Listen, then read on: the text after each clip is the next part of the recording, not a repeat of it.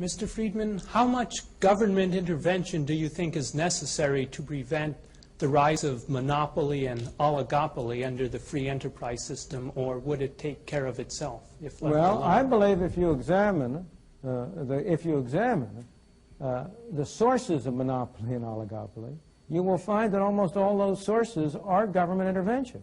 I think the situation is almost precisely the reverse. Let me put it in a very simple way. Suppose I were to ask this audience my favorite question along these lines. You have one law you can pass. Its only purpose is to reduce the extent of monopoly.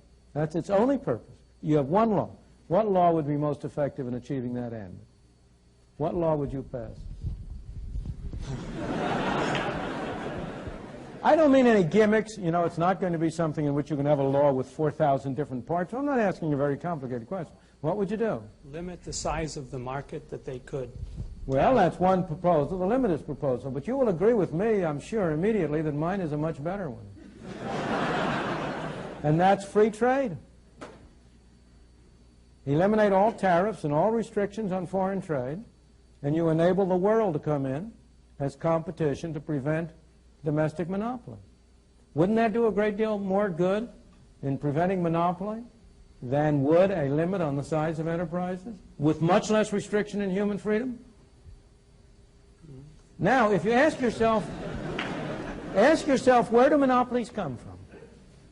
In the United States, the most important and the strongest monopolies are unquestionably those that derive from governmental privilege. The monopoly of a TV license, granted by the government at a zero price. That's a source of monopoly privilege. It also has been a source of wealth for some notable Americans. The grant of a tariff protection. Would the steel industry in the United States have any kind of monopoly or oligopoly position if it weren't able to get government to impose restrictions on imports of foreign items and so on? Trade union monopolies. They get their strength and their support from Davis-Bacon Act, Walsh-Healy Act, other governmental measures that interfere with competition by others. It's very hard. In fact, I have tried to consider, and George Stigler is a greater authority on this than I, so maybe we ought to get him in to add to this, what private monopolies there are that have been able to maintain themselves over any long period of time without government assistance.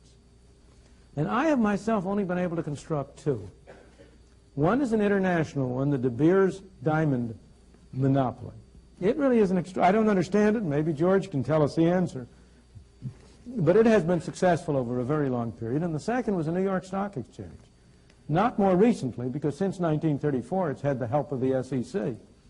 But before 1934, from about the Civil War to 1934, so far as I know, it had no government support, and yet it did maintain an effective monopoly. But almost every other case, you have temporary monopolies develop, and if the government doesn't come in to shore them up, they fall to pieces. The railroads became a monopoly only because they were able to get the Interstate Commerce Commission established. Trucking is a monopoly because the ICC keeps out competitors. And you can go down the line and find that one hypothetical monopoly case after another derives from governmental assistance and support. So I think the answer to your question, and you and I have the same objective here, is less government intervention, not more.